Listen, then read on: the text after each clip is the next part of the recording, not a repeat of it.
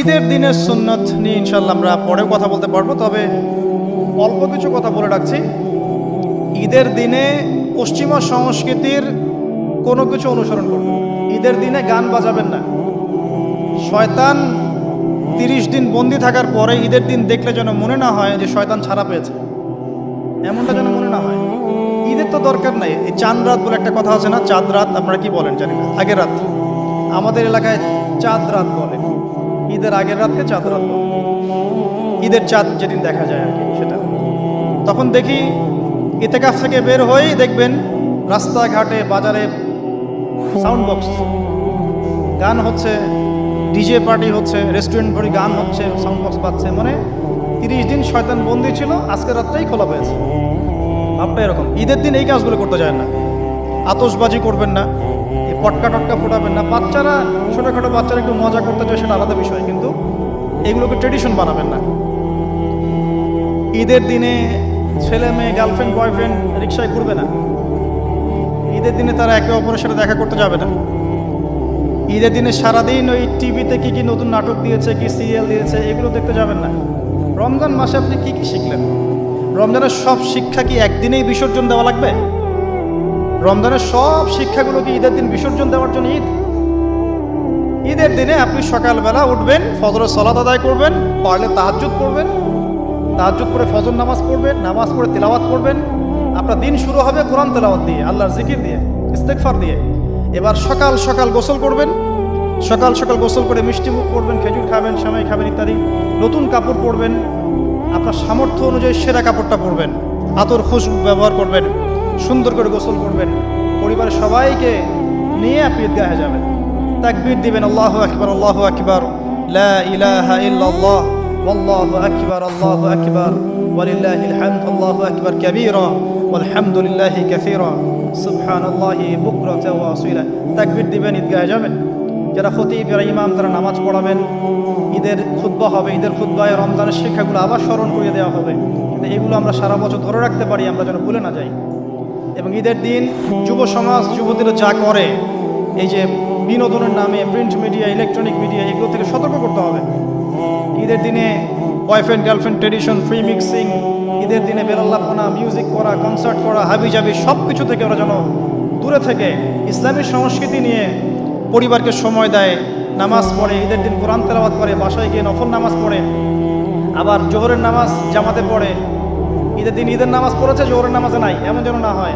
জোহর জামাতে পড়ে, আসর মাগরিব এশা জামাতে পড়ে, আত্মীয়দের বাসায় বেড়াতে যাবে, খোঁজ খবর নেবে। অসহায় যারা ঈদ করতে পারছে না, ওদেরকে সাদাকাতুল ফিতর দিবে, হাদিয়া তোহফা দিবে। অনেক কাজ আমাদের।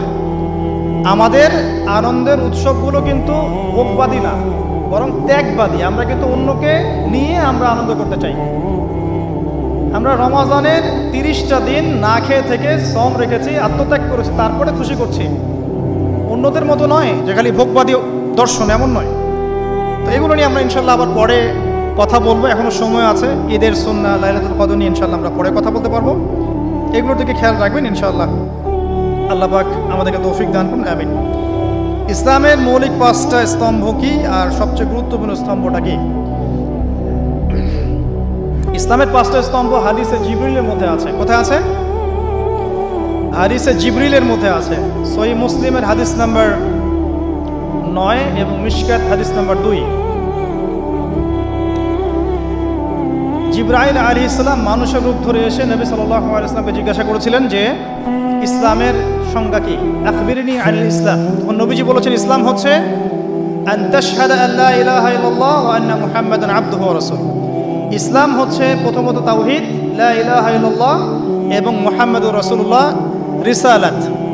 এরপরে ওয়া আন তুকিমাস সালাত, তুমি সালাত কায়েম করবে, ওয়া আন তুতিয়াজ যাকাত, যাকাত প্রদান করবে, ওয়া তাসুমা রমাদান, রমজানের সওম রাখবে, ওয়া তাহুজ্জাল বাইত ইন ইসতাতা'তা ইলাইহি সাবিলা, আর তুমি রমাদান মাসে, আর তুমি সামর্থ্য হলে হজ করবে, সামর্থ্য হলে হজ করবে। এই 5টা হচ্ছে ইসলামের পিলার।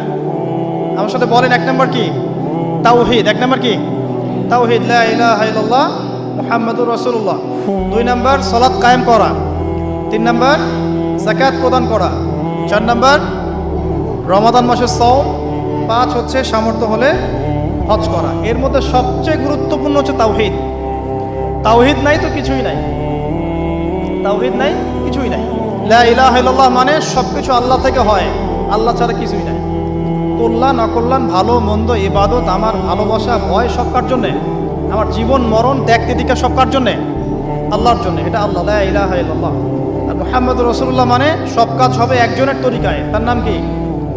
প্রতিটা কাজ করব কার তরিকায়? মুহাম্মদ সাল্লাল্লাহু আলাইহি ওয়াসাল্লামের তরিকায়। এ হলো মুহাম্মদুর রাসূলুল্লাহ। এটা সবচেয়ে ইম্পর্টেন্ট। আর হিসেব হবে কিয়ামতের মাঠে সর্বপ্রথম সালাতের, নামাজের। যার নামাজের হিসাব ঠিক থাকবে তার বাকি সব হিসাব ঠিক থাকবে ইনশাআল্লাহ। যার নামাজের হিসাব ঠিক থাকবে না তার কোনো হিসাবই ঠিক থাকবে না। আল্লাহ পাক আমাদেরকে বোঝার তৌফিক দান করুন, আমিন। 5 ওয়াক্ত নামাজ জামাতে পড়ার তৌফিক দান করুন।